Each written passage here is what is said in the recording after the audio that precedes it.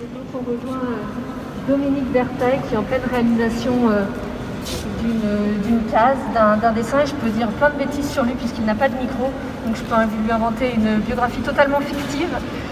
Dominique Bertheil qui est un des talentueux dessinateurs qui habite à Bordeaux, puisque vous le savez sans doute, mais il y a énormément d'autrices et d'auteurs qui habitent à Bordeaux et dans la région. Dominique Bertheil que vous connaissez peut-être à travers sa série Ghost Money qu'il a réalisée avec Thierry Smolderen et qui est édité chez Dargaud, ou bien Mondo Reverso, publié chez Fluide Glacial avec Arnaud Le Gouefflec, et évidemment Paris 2119 réalisé avec Zef aux éditions Rue de Sèvres.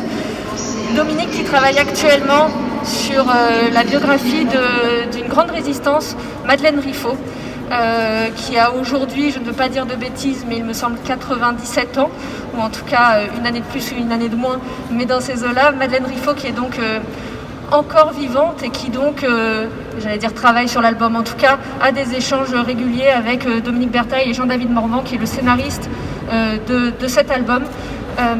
Dont le tome 1 n'est pas encore paru, mais on peut découvrir les cahiers, c'est-à-dire les toutes premières planches de cet album. Et sur ces cahiers, on peut voir sur la couverture un portrait de Madeleine qui est assez particulier, puisque ce n'est pas un portrait qui a été réalisé par Dominique, mais un portrait de Picasso, puisque voilà, on peut le voir juste ici, ce cahier Madeleine numéro 1 aux éditions Dupuis.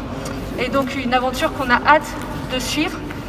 Que vous dire de plus sur Dominique? Vous dire peut-être que tout simplement, mais ce n'est pas forcément le cas de tous les artistes, de tous les créateurs, c'est vraiment un fou de dessin qui a toujours en tête de découvrir de nouveaux dessinateurs, de nouvelles dessinatrices. Et quand je dis nouveaux dessinateurs, nouvelles dessinatrices, ça ne veut pas forcément dire des jeunes talents contemporains, mais bien d'aller chercher, d'aller fouiner, de chiner pour découvrir toujours des dessinateurs qui lui sont inconnus.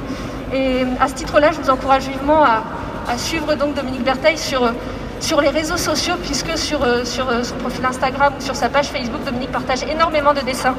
Pour ceux qui connaissent, ça les étonnera peut-être, mais la dernière production publiée, c'était une case de Kamome Shirahama, l'atelier des sorciers. Donc un manga, ça fait le pont avec ce qu'on a vu jusqu'à présent. En tout cas, voilà.